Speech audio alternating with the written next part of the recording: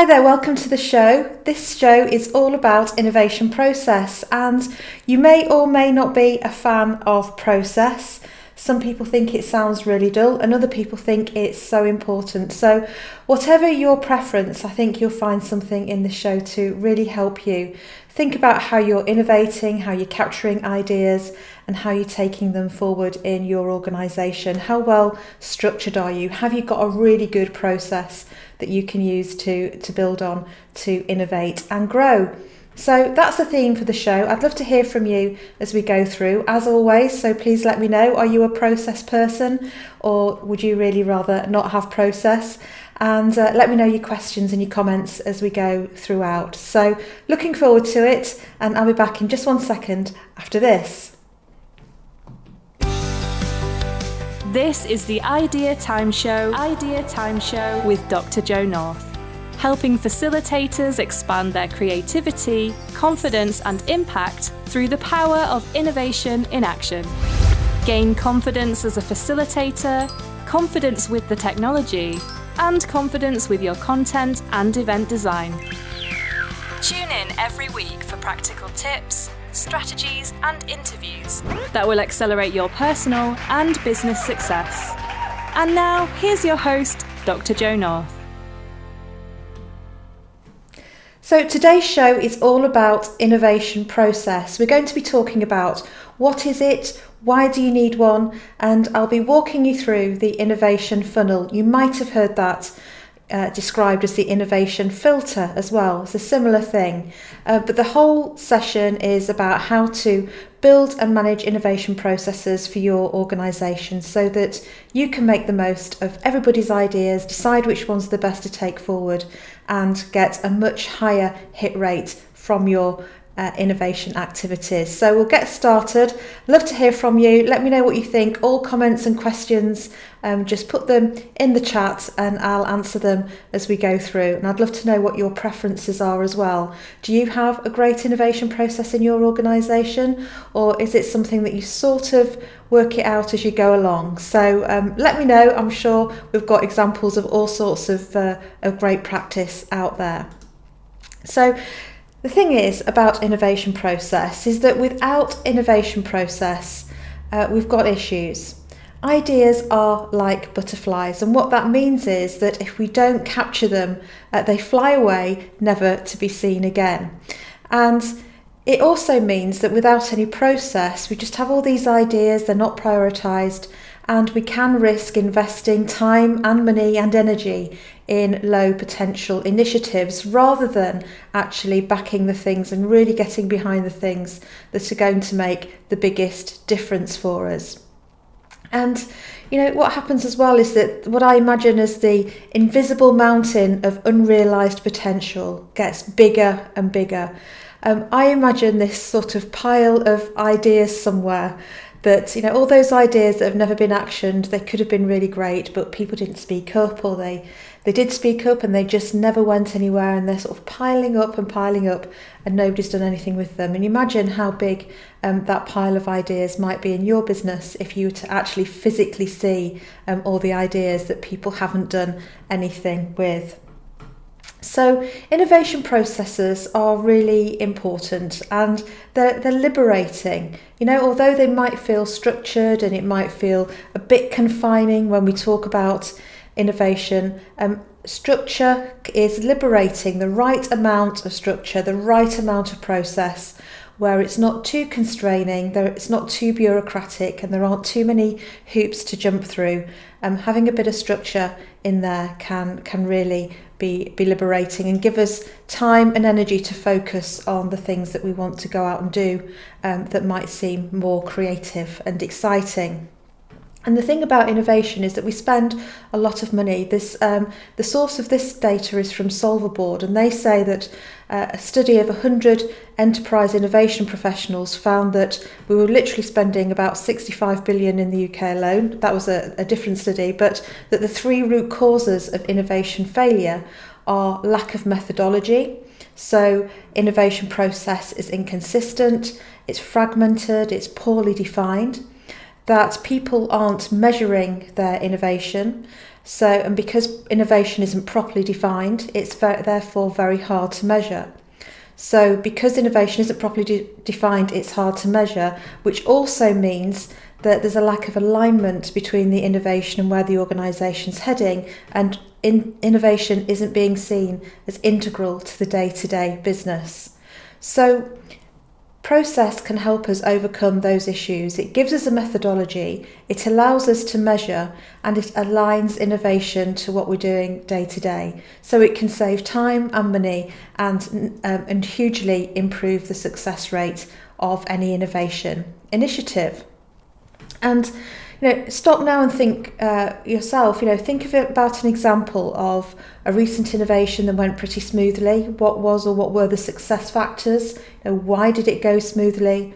And think about something that didn't get off the ground, or maybe it did but it didn't succeed, and think about the barriers that were in place. So really understand, what went right with your innovation and what didn't go right with your innovation, depending on which sort of example you've picked, and think about how typical are these examples of your innovation projects, because you could have the best managed innovation project ever. It doesn't necessarily mean that it's going to succeed, but if you've got the right processes in place, you are massively enhancing the probability of success, because you'll do the right work. You'll make sure that you're solving the right problem for the customer. You'll make sure that you're solving the problem in the right way for the customer. You'll test everything with the customer and develop your potential solutions in the right way. So innovation process is really useful from that point of view. We need it. We need it to underpin and support all of this creativity that we've got going on in our businesses. So often we refer to something called the innovation funnel as the real sort of core of the innovation process. And the first stage is that we have ideas and capture them. Having ideas is the first part of the innovation process, and we need to capture them somewhere, and I'll say more about that in a minute. And then it's about assessing those ideas. Which ones are we going to do a bit more work on? Which ones are we going to take forward? So we decide which ones we're going to take forward. We then develop those ideas. So that's the next stage. We develop the ideas, we refine them, we work them up and make them stronger. And then we test the ideas before we launch the ideas. So those are the high level stages of the innovation process. And it looks, beautifully smooth. In reality, we're going backwards and forwards all the time. But what's happening is, as your ideas are moving through the funnel process, some aren't going any further. Some are showing that actually they're not as promising as you might have first thought, or they need extra work or resource in a way that you don't want to commit to right now. So not all ideas are going to be taken forward.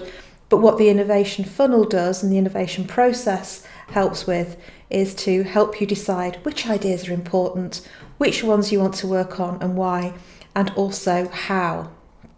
And the key principle in the innovation process is from having ideas and capturing them through to assessing those ideas, developing the ones you've chosen to progress, testing the ones that have survived the development process, and then launching, that you're doing only just enough at each stage of the process to learn whether or not you're going to progress to the next phase. So we call these phases decision gates. So you have ideas and capture them and assess them. They go through an assessment gate. You choose which ones you're going to develop. They go through a development gate. You choose how and which ones you're going to test. They go through a test gate, and the ones that make it through the test gate go to launch. So you can see how you're narrowing down your ideas all the way through, working them up, and just putting in the right amount of time, effort, money, resource to enable that to progress, to know whether or not you want to take it any further. So it's nice and lean, it de-risks the innovation, and it helps give you that process and that structure. And it sounds all beautifully smooth, doesn't it? You just put these ideas through this funnel, and out the other end pop lots of lovely ideas that you're just going to launch and that are going to be successful. Well, the reality, of course, is very different. We tend to move backwards and forwards through the different phases as we learn something new. We might have to go back a step or even two before we can move forwards again. And what this can create is something that we call the fog of uncertainty. It's known as in innovation terms. So this fog of uncertainty means we start off, we think we've got some clarity, we think we know where this innovation's going, and we think we know what we're doing. But actually some new information comes up, or we realise something, and actually it's not as straightforward as we first thought. So what we have to keep doing is moving through that fog, and we keep moving forward, keep trying things, keep testing things, and eventually the clarity, some clarity will emerge. We've just got to keep going, and that's normal. That's normal for an innovation process. If you like doing innovation sprints, or you've ever done an innovation sprint, you might know that around the middle of the sprint, it's often referred to as the groan zone, because first couple of days you think you're doing really well, you're making great progress, and then it's suddenly the reality hits, and you suddenly realise you've got a few things to figure out, and it's not going to be quite as smooth as everybody first thought. You have to push on through to get to the other side. So in innovation process, in business, that happens too, and we've got to keep going with that rather than drop it, and understand that it's part of the process and problem solve through it. So let's start with the innovation process itself. As I've said, the very first step is to have ideas. So there's no innovation without the ideas that come in at the beginning of the funnel. Sources of ideas can be from internally, from within the organisation. So they could be from your colleagues, they could be from volunteers, from people that you work with, they could be from the customers, the community around you, suppliers. Outside the organisation, you might be part of a bigger innovation ecosystem. So you might work in an open innovation environment where you're working with all sorts of other businesses and sectors to solve similar challenges. So having ideas is the first step. And having ideas can come from serendipity and just pure inspiration, things that come out of the blue. I was watching something on Netflix, and over Christmas, I think everybody probably watched too many things on Netflix over Christmas. Maybe it was just me.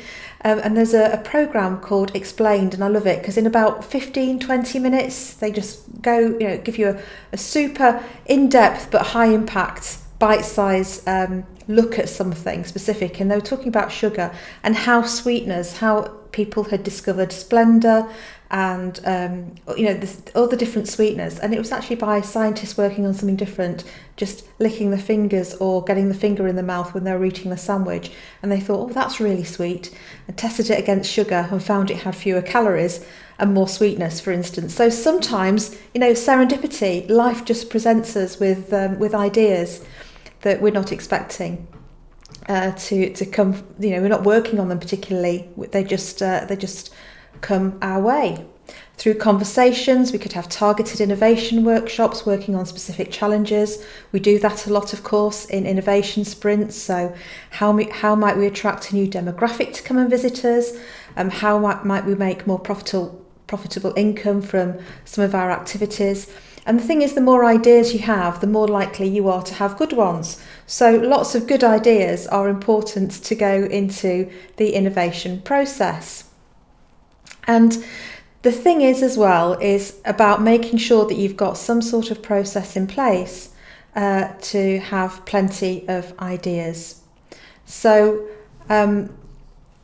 capture those ideas. Don't let them be like the butterflies that fly away. Capture the ideas, make sure they go somewhere central that you can access and where everybody in your business knows where the innovations go.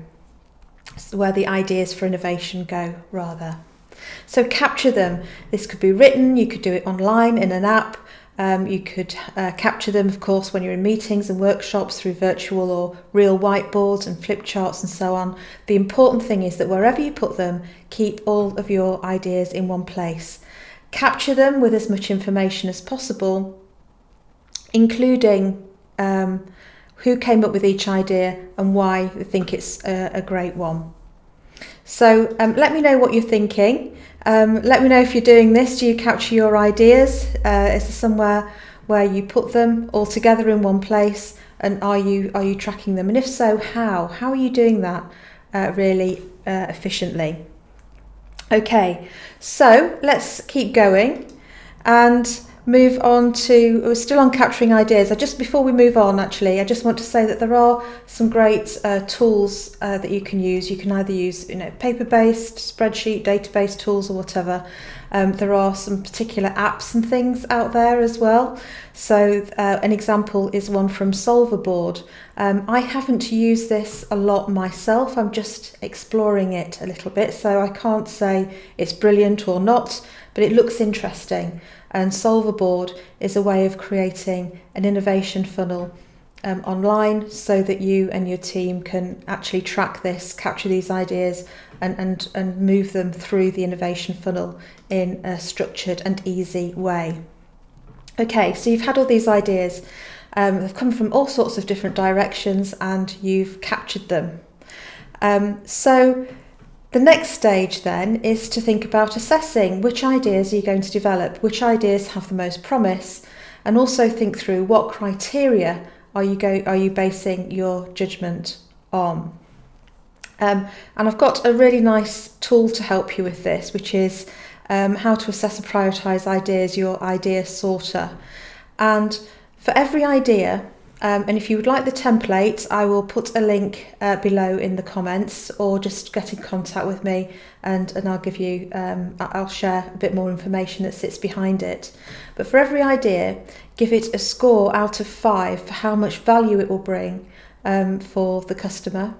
Give it a score out of 5 for the fit with what your organisation is doing, and give it a score again out of 5 for doability. And then work out from the scores what your decision is going to be. Is it going to be a go, a no-go? Do you need to modify the idea before you progress it? Or do you need to park the idea for now and come back to it later? So is it a go, a no-go, a modify and then decide again, or is it park it, leave it for now? And think about what the next action for each idea. Is it going to be, look, this is just such a simple idea, it's straightforward, it's business as usual really, it's not that huge a deal, just get it into business as usual. If it's something that's so amazing, you've got to, you'd be bonkers if you didn't pursue it as soon as you possibly could. That's a just do it, and it's about deciding how you're going to move that forward. More complicated, longer term things, of course, need a proper project structure setting up around it. So once you've decided that you're going to go ahead with an idea, decide what the next action is as part of this assessment process. And then you're into really thinking about keeping whoever came up with the idea informed all the way through the innovation process. So that includes when it's a no-go.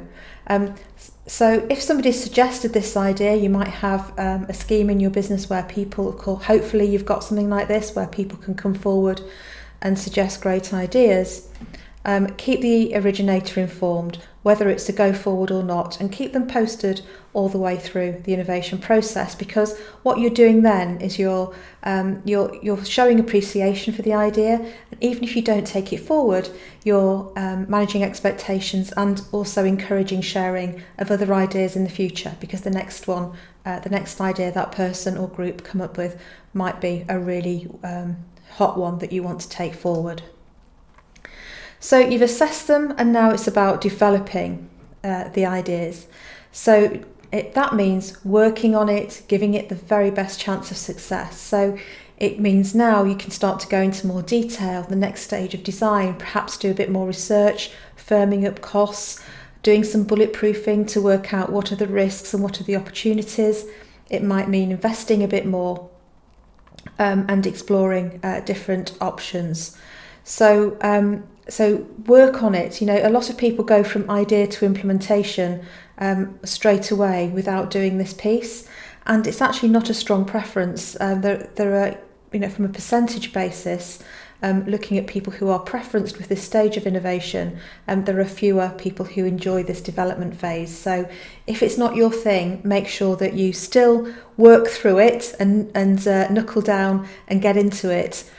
Or if it's not your thing, work with somebody who loves it and is great at it, and work as a team to fill in the bits of the innovation process. If you don't like some bits and somebody else does, and vice versa, because we've all got different preferences for different stages of the process. So the thing about the development stage of the innovation process is that sometimes people can get stuck here and trying to perfect before you move it forward. But remember, what we always say, of course, here is that don't innovate in an echo chamber, or don't innovate in a vacuum.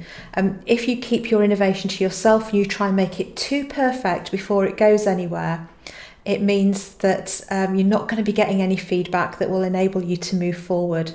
So don't get stuck in this development phase of the innovation process.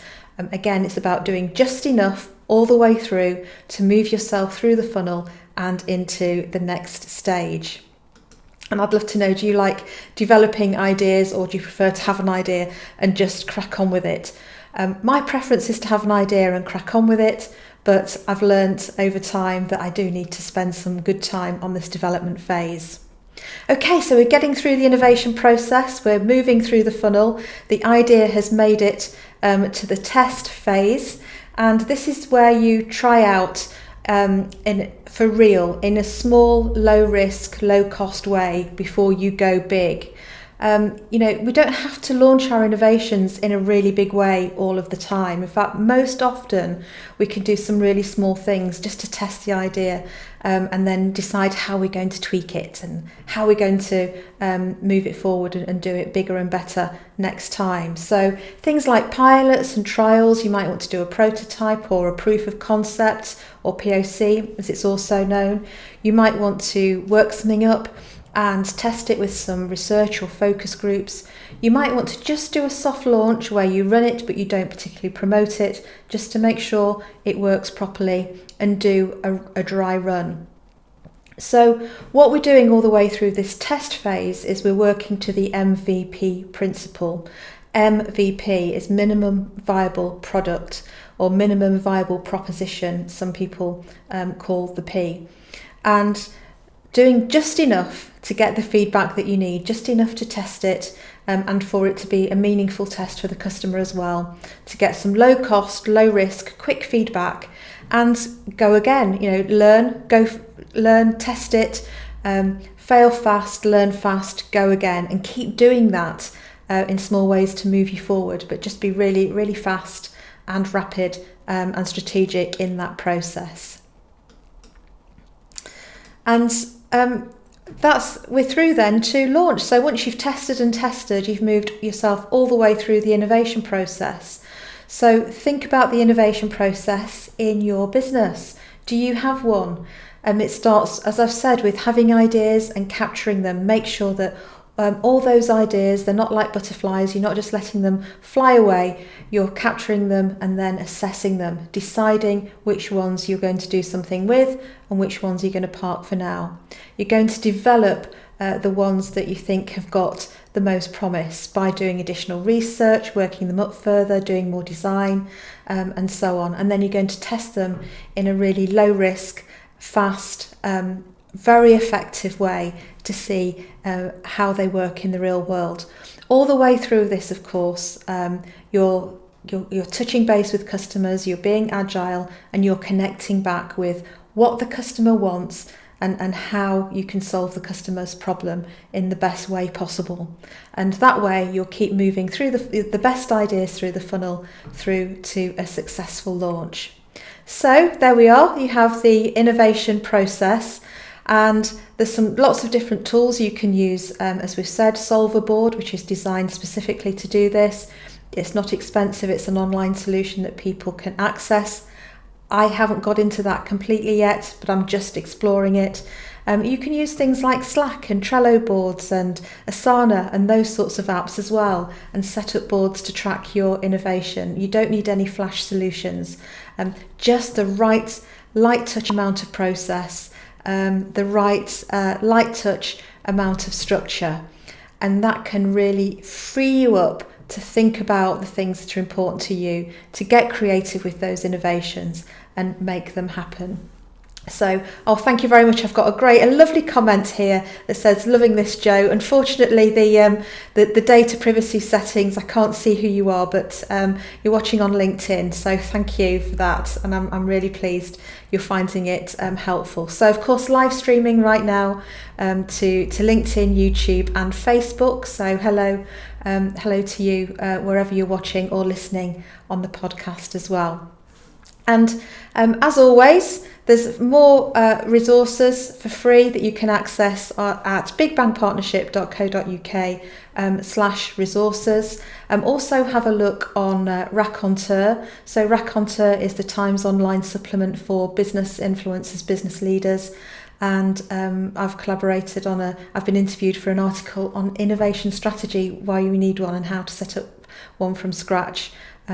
That is in there as well, so you might want to check that out. But until next time, I hope you've enjoyed that. Let me know how you found it useful, and of course you can find me on YouTube, Facebook and LinkedIn, and I will see you next time. Bye for now. Thank you for tuning in to the Idea Time Show, brought to you by Dr. Jo North. Don't forget to subscribe to our channel and access more completely free resources at bigbangpartnership.co.uk/resources. We'll see you next time.